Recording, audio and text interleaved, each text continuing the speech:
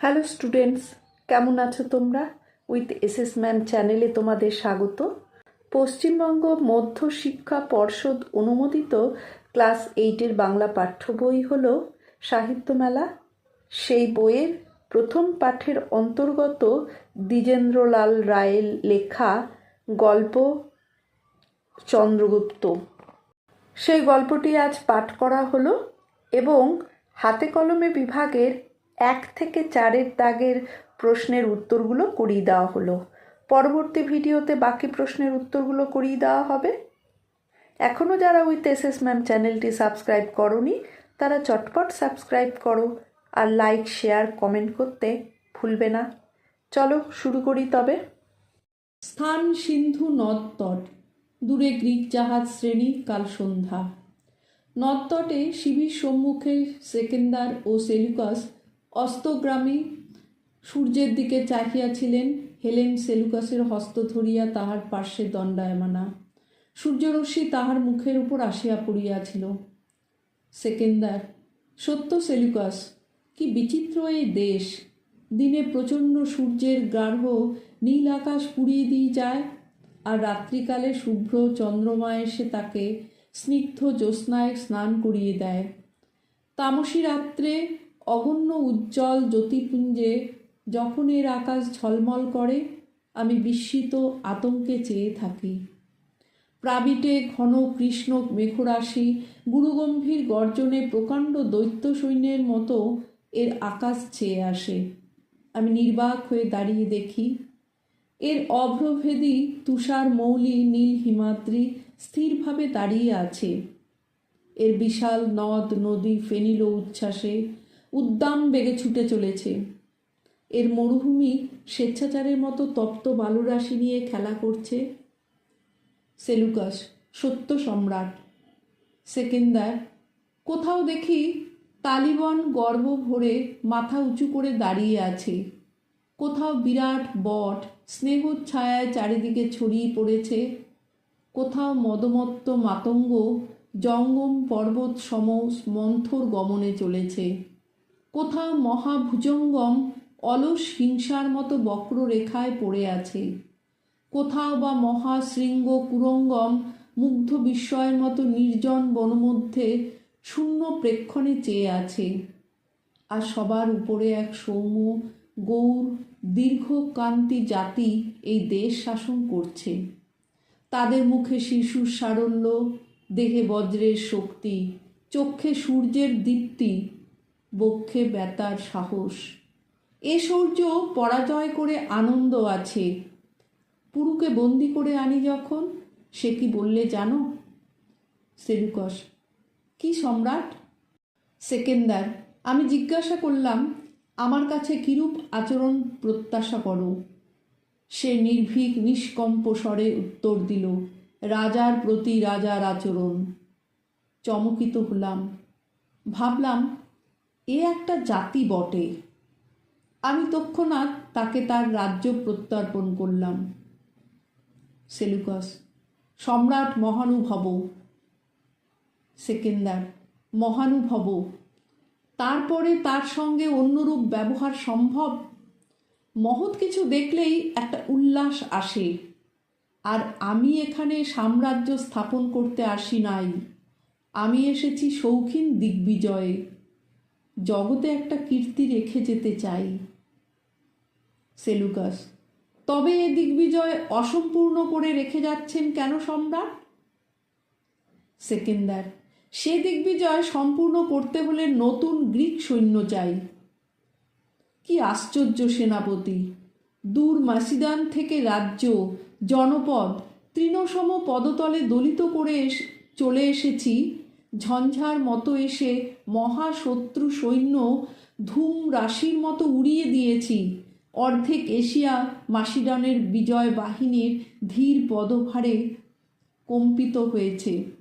নিয়তির মতো দুর্বার, হত্যার মতো করাল, দুর্ভিক্ষের মতো নিষ্ঠুর আমি অর্ধেক এশিয়ার বক্ষের উপর দিয়ে আমার রুধিরাক্ত বিজয় শকট অবাধে চালিয়ে গিয়েছি। কিন্তু বাধা পেলাম প্রথম এই শতদ্রু তীরে। চন্দ্রগুপ্তকে ধরিয়া অ্যান্টিগোনসের প্রবেশ। সেকেন্দার, কি সংবাদ অ্যান্টিগোনস? ওকে। অ্যান্টিগোনস, গুপ্তচর। সেলুকাস, সে কি? সেকেন্দার, গুপ্তচর। অ্যান্টিগোনস, আমি দেখলাম যে শিবিরের পাশে বসে নির্জনে শুষ্ক তালপত্রে কি লিখছিল। আমি দেখতে চাইলাম, পত্রখানি দেখালো। পড়তে পারলাম না, তাই সম্রাটের কাছে নিয়ে এসেছি। সেকেন্দার, কি লিখছিলে যুবক? সত্য বলো। চন্দ্রগুপ্ত, সত্য বলবো রাজাধিরাজ। ভারতবাসী মিথ্যা কথা বলতে এখনো শিখে নাই। সেকেন্দার একবার সেলুকাসের প্রতি চাহিলেন, পরে চন্দ্রগুপ্তকে কহিলেন। সেকেন্দার, উত্তম, বলো কি লিখছিলে?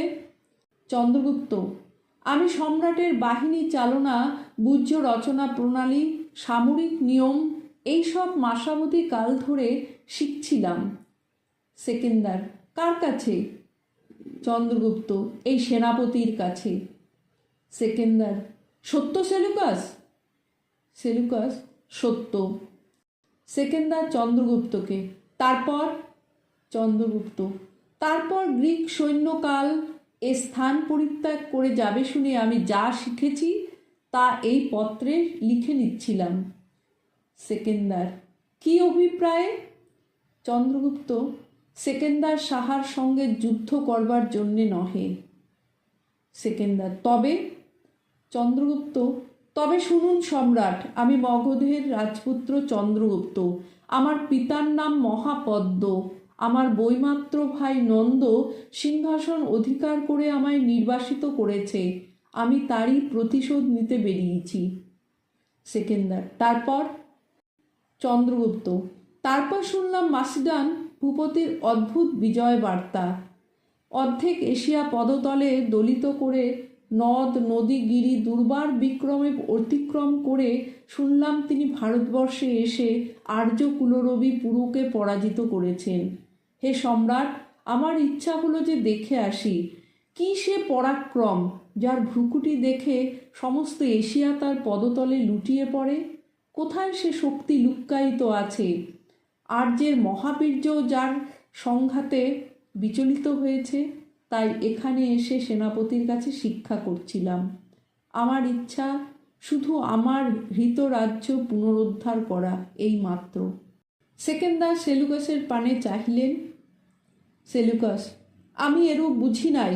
যুবকের চেহারা কথাবার্তা আমার মিষ্ট লাগত। আমি সরলভাবে গ্রিক সামরিক প্রথা সম্বন্ধে যুবকের সঙ্গে আলোচনা করতাম। বুঝি নাই যে এ বিশ্বাসঘাতক। অ্যান্টিগন্স, কে বিশ্বাসঘাতক? সেলুকাস, এই যুবক। অ্যান্টিগন্স, এই যুবক না তুমি?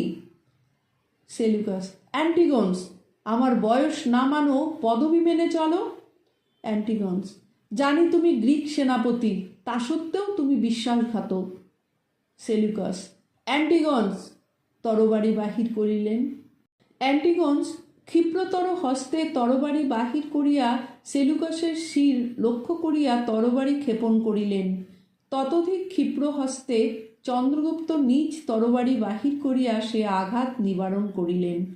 অ্যান্টিগন্স তাহাকে ছাড়িয়া চন্দ্রগুপ্তকে আক্রমণ করিলেন। সেকেন্দার, নিরস্ত হও। সেই মুহূর্তে অ্যান্টিগন্সের তরবারি চন্দ্রগুপ্তের তরবারির আঘাতে ভূপতিত হইল। সেকেন্দার, অ্যান্টিগন্স। অ্যান্টিগন্স লজ্জায় শির অবনত করিলেন। সেকেন্দার, অ্যান্টিগন্স, তোমার এই ঔদ্ধত্যের জন্য তোমায় আমার সাম্রাজ্য থেকে নির্বাসিত করলাম। একজন সামান্য সৈন্যাধ্যক্ষের এতদূর স্পর্ধা! আমি এতক্ষণ বিস্ময়ে অবাক হয়ে চেয়েছিলাম। তোমার এতদূর স্পর্ধা হতে পারে তা আমার স্বপ্নেরও অগোচর ছিল। যাও, এই মুহূর্তেই তোমায় নির্বাসিত করলাম। অ্যান্টিগন্সের প্রস্থান। সেকেন্দার, আর সেলুকাস, তোমার অপরাধ তত নয়, কিন্তু ভবিষ্যতে স্মরণ রেখো যে গ্রিক সম্রাটের সম্মুখে চক্ষু রক্তবর্ণ করা গ্রিক সেনাপতি শোভা পায় না। আর যুবক? চন্দ্রগুপ্ত, সম্রাট। সেকেন্দার, তোমায় যদি বন্দি করি? চন্দ্রগুপ্ত, কি অপরাধে সম্রাট? সেকেন্দার, আমার শিবিরে তুমি শত্রুর গুপ্তচর হয়ে প্রবেশ করেছ, এই অপরাধে। চন্দ্রগুপ্ত, এই অপরাধে? ভেবেছিলাম যে সেকেন্দার সাহা বীর, দেখছি যে তিনি ভীরু। এক গৃহহীন নিরাশ্রয় হিন্দু রাজপুত্র ছাত্র হিসাবে তার কাছে উপস্থিত, তাতেই তিনি ত্রস্ত। সেকেন্দার সাহায় এত কাপুরুষ তা ভাবি নাই। সেকেন্দার, সেলুকাস, বন্দি করো। চন্দ্রগুপ্ত, সম্রাট আমায় বধ না করে বন্দি করতে পারবেন না। তরবারি বাহির করিলেন। সেকেন্দার সোল্লাসে, চমৎকার, যাও, আমি তোমায় বন্দি করব না, আমি পরীক্ষা করছিলাম মাত্র। নির্ভয়ে তুমি তোমার রাজ্যে ফিরে যাও।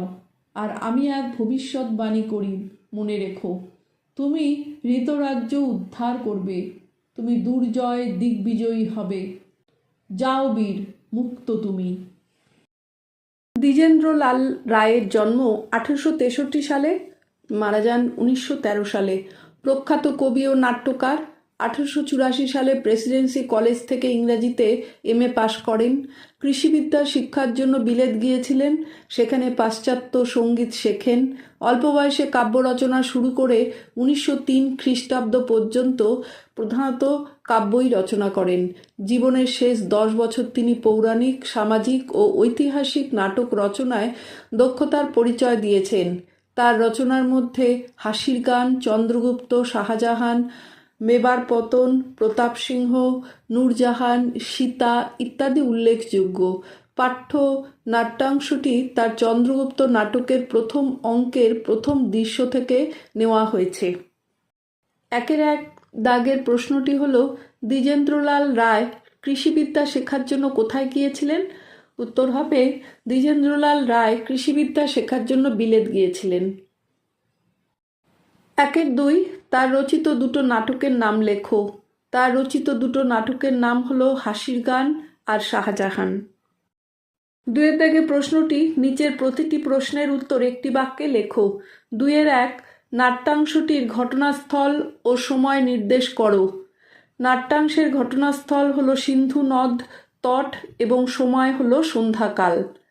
2-এর 2, নাট্যাংশে উল্লেখিত হেলেন চরিত্রের পরিচয় দাও। নাট্যাংশে উল্লেখিত হেলেন হলো সেলুকাসের কন্যা। 2-এর 3, রাজার প্রতি রাজার আচরণ। উদ্ধৃতাংশের বক্তাকে। রাজার প্রতি রাজার উদ্ধৃতাংশের বক্তা হলেন রাজা পুরু। 2-এর 4, জগতে একটা কীর্তি রেখে যেতে চাই। বক্তা কিভাবে এই কীর্তি রেখে যেতে চান?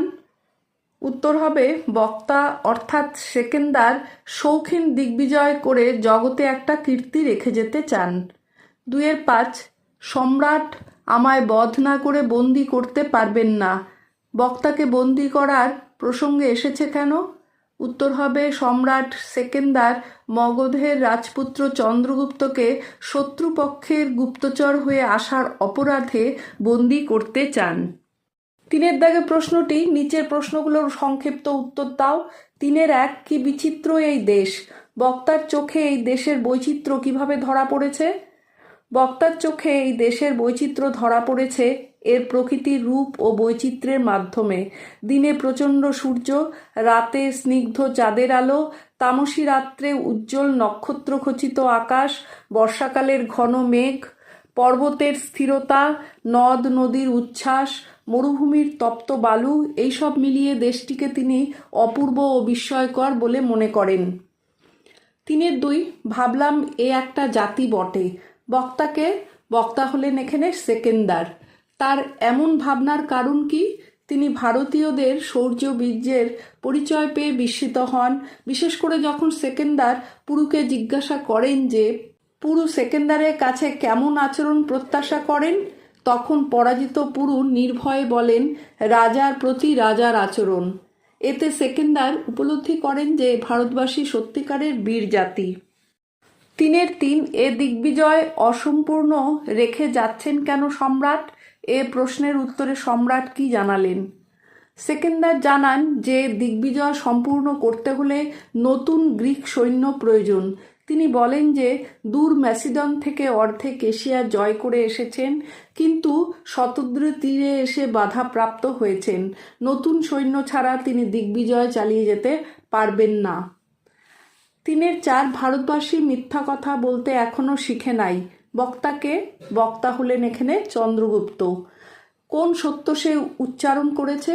তিনি সেকেন্দারের প্রশ্নের উত্তরে বলেন যে তিনি সত্য বলবেন, কারণ ভারতবাসী মিথ্যা কথা বলতে শেখেনি। তিনি স্বীকার করেন যে তিনি সেলুকাসের কাছে থেকে সম্রাটের বাহিনী চালনা, ব্যূহ রচনা এবং সামরিক নিয়ম মাসাধিক কাল ধরে শিখছিলেন। তিনের পাঁচ, আমার ইচ্ছা হলো যে দেখে আসি। বক্তার মনে কোন ইচ্ছে জেগে উঠেছিল? চন্দ্রগুপ্তের মনে ইচ্ছে জেগেছিল সেকেন্দারের পরাক্রম সচক্ষে দেখা ও শিখে নেওয়া। তার পরিণতি বাকি হয়েছিল। তিনি তার হৃতরাজ্য পুনরুদ্ধারের উদ্দেশ্যে গ্রিক সামরিক কৌশল আয়ত্ত করতে চেয়েছিলেন।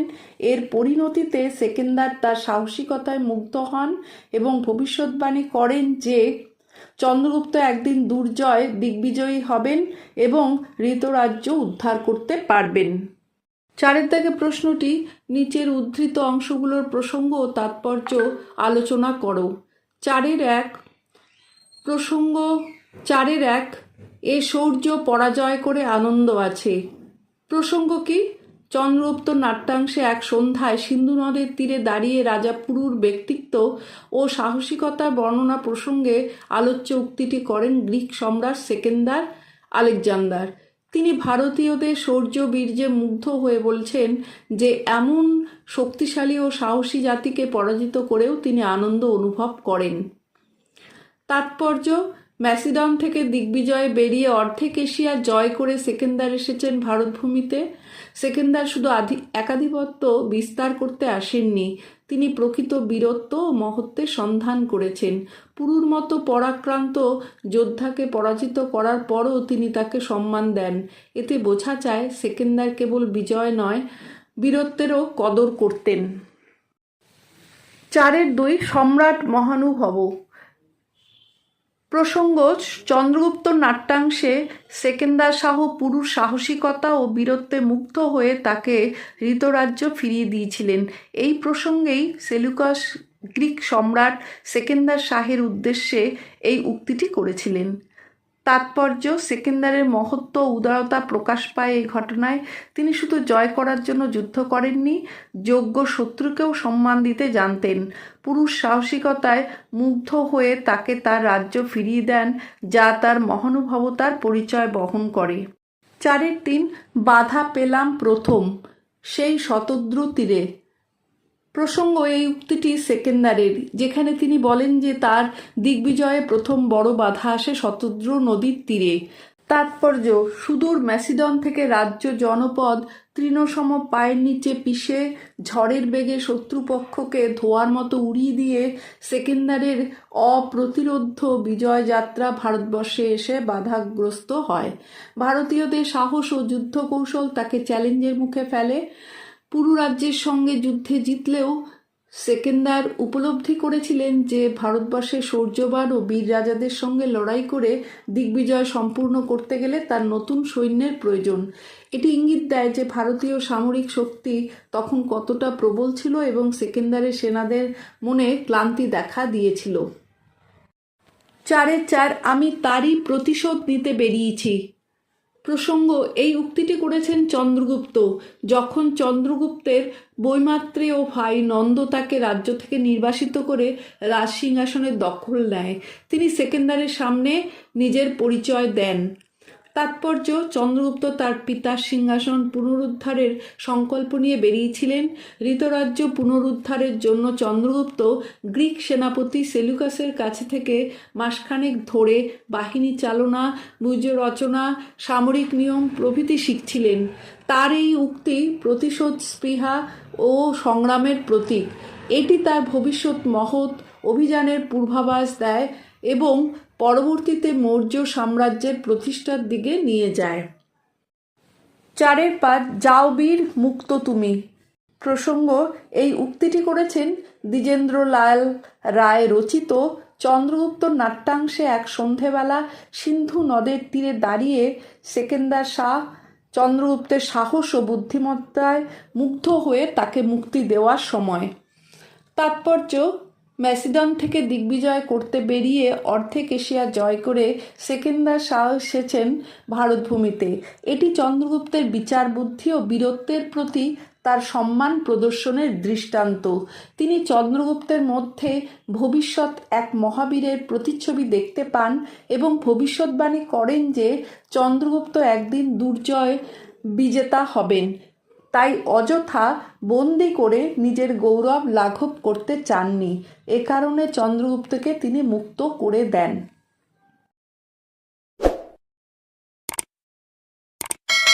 আজ তাহলে এখানেই শেষ করছি। টাটা।